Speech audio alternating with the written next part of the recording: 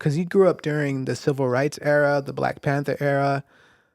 Um, how was that for you during that time? Because I think you were working in corporate during these times. Yeah. What happened for me, going back to high school, Mr. Gill was our track coach and our history coach.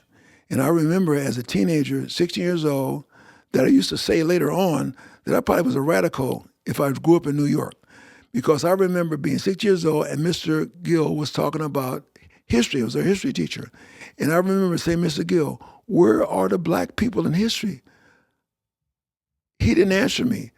All I ever knew growing up, Booker T. Washington discovered the peanut. That's how uneducated I was at a predominantly black school.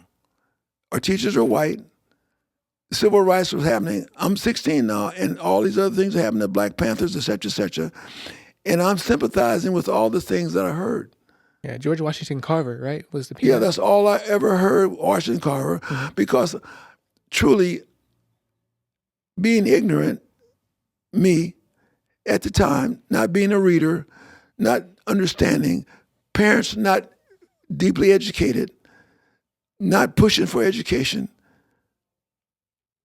I'm not the only black kid that went through this, not knowing, not being inquisitive to know, and then the black kids who are inquisitive to know and being militaristic and getting guns and wearing black bandanas and stuff like that, they were into it. They understood better than me. They realized that things weren't right. But no, I'm living middle class, living in the projects, living in a house, daddy making money, got a pretty mother, all this stuff. My mother was light complected, gray eyes, looked like a white woman to some people. She was black, called red because she was light complected. It's a different life. And when I say I've been privileged, because all the stuff that I lived in my life, it's been easy. When I was a kid, I flew in airplanes that were not decorated like they are today. They're just all frames inside. I've been in cars, trains that had beds in them, slept in a bed in the train, was fed in a cafeteria in a train, under 10 years old coming from New Jersey. All that stuff. So my life has been relatively easy compared to other people, and I know that, I recognize that.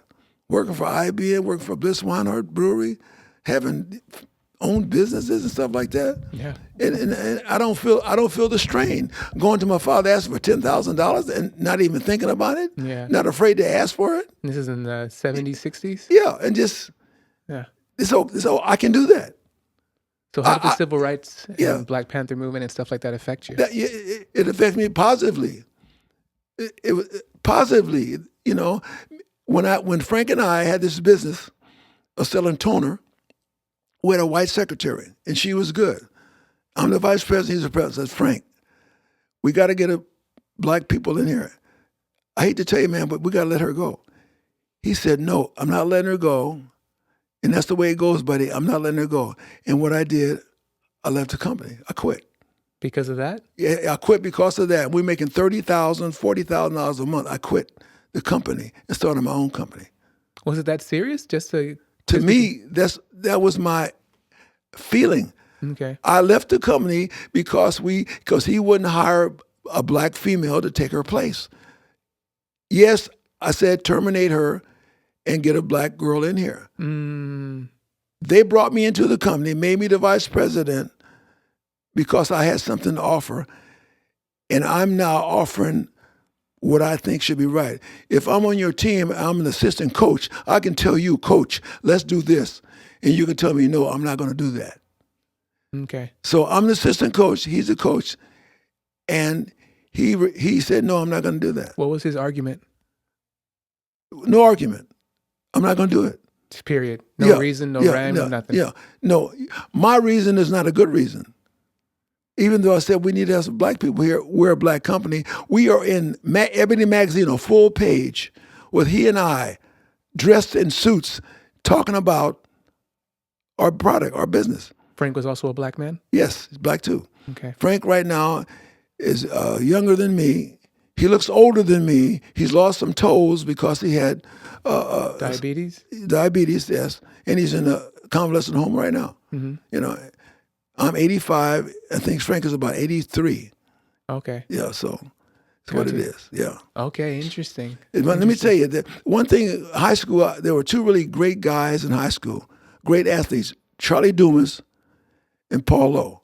Paul Lowe played for the Chargers, everything, went to Oregon State. Charlie Dumas was the first guy, jumped 7 feet, high jump, went to SC, became a school teacher. These guys are 2 years older than me, and they went to the same high school I went, Centennial High School.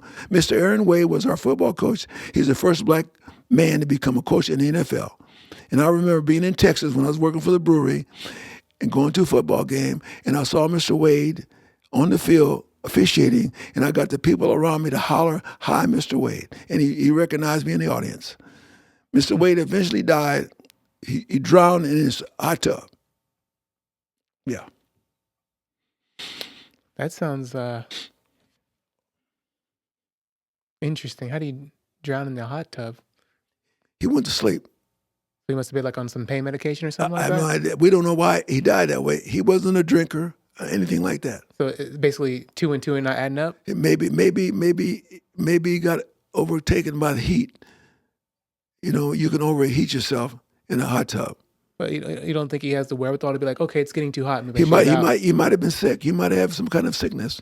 Got you. But he was found drowned in his own tub. Yeah.